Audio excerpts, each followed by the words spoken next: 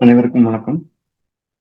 மதாபிதா குரு ஆசிகளுடன் எம்பெருமான் ஸ்ரீ உச்சிஷ்ட மகா கணபதி அனைவருக்கும் நீண்ட ஆயுளையும் நிறைந்த செல்வத்தையும் உயர்ந்த புகழையும் மெய்ஞானத்தையும் பேரறிவையும் பிரபஞ்ச ஞானத்தையும் திருமணம் வழங்கட்டும்.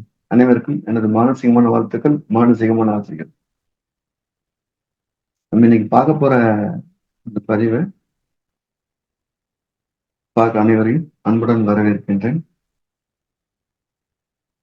இன்னைக்கு பார்க்க போற பதிவு சுக்கிரன் உச்சம் அப்படிங்கிற ஒரு விஷயம் தான். பொதுவா சுக்கிரன் உச்சம் அப்படிங்கிறதுடைய தன்மை எல்லாத்துக்குமே பிடிச்சிருக்கு. அப்பா எனக்கு சுக்கிரன் உச்சம். ஆனா அதோடைய பலன் எப்படி இருக்கும் அப்படின்னா, அதோட லக்கணத்தின் தன்மையை பொறுத்து, லக்கணத்துக்கு அது எந்த ஆதிபத்தியம்ங்கிறது பொறுத்து அதோட குணம் மாறிடும். அப்ப சுக்கிர உச்சத்துக்கு பலன் இல்லைன்னா கண்டிப்பா உண்டு. ஒரு ஃபேஸ் வேல்யூ இருக்கும். அன்னதத்திரியம் ஆனதத்திரியம் சாமானியமா வராது. உங்களுடைய அடிப்படை தேவைகள் கட்டாயம் நிறைவேற்றப்பட்டிருக்கும். அது மாற்றம் இல்லை. ஆனா உங்க தேவை நிறைவேறுக்குமான இருக்காது. அது லக்கணத்துப்படிதான் பார்க்கும். உங்களுடைய அடிப்படை தேவை, அதுக்காக நீங்க போராட வேண்டிய அவசியம் கட்டாயம் இருக்காது. அதுதான் கிரகம் செய்கிற வேலை. உங்களுடைய தேவை என்னன்னு பார்க்கறதுதான் லக்கணத்தை பார்க்கணும். இதுதான் நம்ம முக்கியம். ஜிகேஸுடைய ஸ்கீம் என்ன சொல்றதுன்னா, தனிப்பட்ட கிரகம் என்ன செய்யுது, உன்னோருடைய புண்ணியம், உங்களுடைய புண்ணியம் லக்கண சார்ந்த ஆதிபத்தியம். அதான் நம்ம ஜிகேஸுடைய முக்கியமான வேலை. அப்ப லக்கணத்துக்கு சுக்கிரன் எவ்வாறு இருக்கு அப்படிங்கறத பார்த்தா சொல்லணும். எல்லா லக்கணங்களுக்குமே கான்ட்ரவர்சி. உதாரணம் ஒரு மிதன் லக்கணம் எடுத்துக்கணும். சுக்கிரன் உச்சமா இருந்தான்னா அவர் 5க்கும் 12 கூடையவர். ஜோதிடர் நல்ல மூடல் இருந்தாலும் பாக்கியாதிபதி புண்ணியாதிபதினு ஒரு பேரை சொல்லியிருக்காரு. மூடல் என்ன அவர் நல்லவர் இல்லைன்னு சொல்ற மாதிரி மிதன் லக்கணத்துக்கு அவர் நற்பலனை செஞ்சாருன்னா அவர் புண்ணியாதிபதினு சொல்றோம். 5 கூடையவர். தீய பலன் அவர் விரையாதிபதினு சொல்றோம். இதுதான் இங்க இருக்கக்கூடிய கண்ட்ரவர்சி. ஆனா 100% 80% நன்மையும் 20% தீமையும் மிதன் லக்கணத்துக்கு செய்வார். எல்லா லக்கணங்களுக்குமே நன்மையும் செய்யும் தீமையும் செய்யும். அதை மறந்துடவே கூடாது.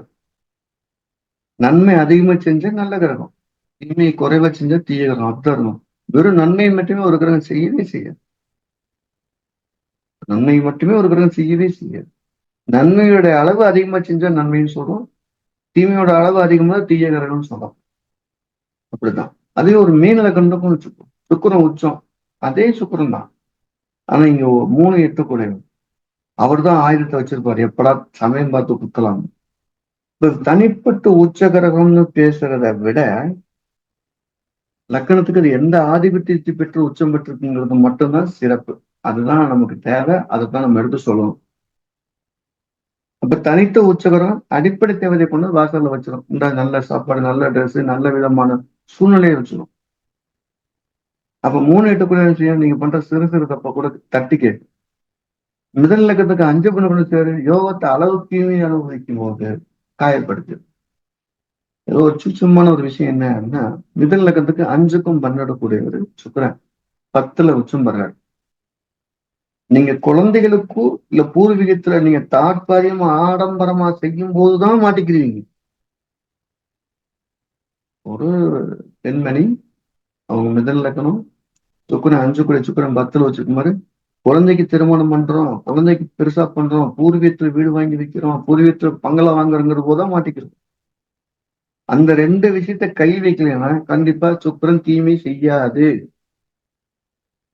அது எந்த ஒரு மாற்று கருத்துமே இல்லை. ஒரு மகர லக்கணத்துக்கு சுக்கிரன் யோகாதிபதி, அதுல எந்த ஒரு மாற்று கருத்து இல்லை. இப்ப அவர் 5க்கும் 10 கூடியவரா இருக்காரு. அப்படிங்கிறது அந்த மகர லக்கணத்துக்காருக்கு வசதி வாய்ப்பு இருக்கும்போது மகனை சார்ந்து இருந்தாலும் மகன் கூட இருந்து சேர்ந்து பிசினஸ் பண்ணும்போது கண்டிப்பா அதை லாஸ் கொண்டு விட்டுரும். 2 பேருடைய சிந்தனையும் ஒன்னாதான் இருக்கும். ஆனா செயல்பாடு வேற வேறையா இருக்கும். அதாவது ஒரு மகர லக்கணம் சுக்கிரன் 5ல இருந்தாலும் 10ல இருந்தாலும் நான் என் மகனோட இருந்து வேலை செய்யறேன் ஜெயிச்சுட்டேன்னு சொல்ற ஊராடு இல்லை. நம்ம ஸ்டாம்ப்ல இதெல்லாம் ரூல்.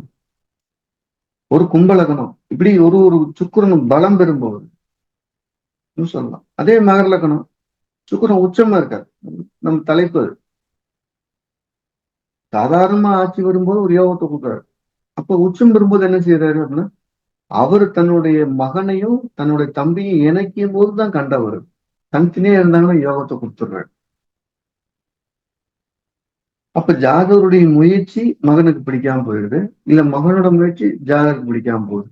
அப்ப அந்த இடத்துல தனித்தனியா செயல்படும் சுக்கிரன் யோகத்தை இணைஞ்சு செயல்படும் கண்டத்தை கொடுத்துருது.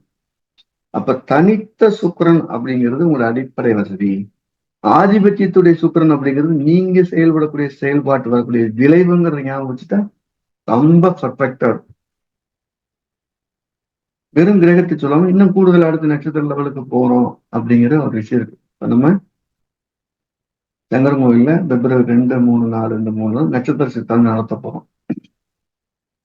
இந்த நட்சத்திர சித்தாந்தம் எப்படி இருக்கும் அப்படின்னா, நட்சத்திரோட தேவதை அதிதேவதை அந்த மாதிரிலாம் இருக்காது. ஒரு நட்சத்திரம் எந்த இடங்களை குறிக்குது, அதோடைய பயன்பாடு என்ன அப்படின்னு சொல்லுவோம். அதை வச்சு குறியீடுகளை பயன்படுத்தலாம். இப்ப நான் சொன்ன மிதல் லக்னத்துக்கு சுக்கிரன் உச்சமாக இருக்கும் போது அப்படின்னா 5 12 மகனுக்கோ இல்ல பூர்வீகத்துக்கோ செலவு செய்யும் போதுதான் பிரச்சனை வருது.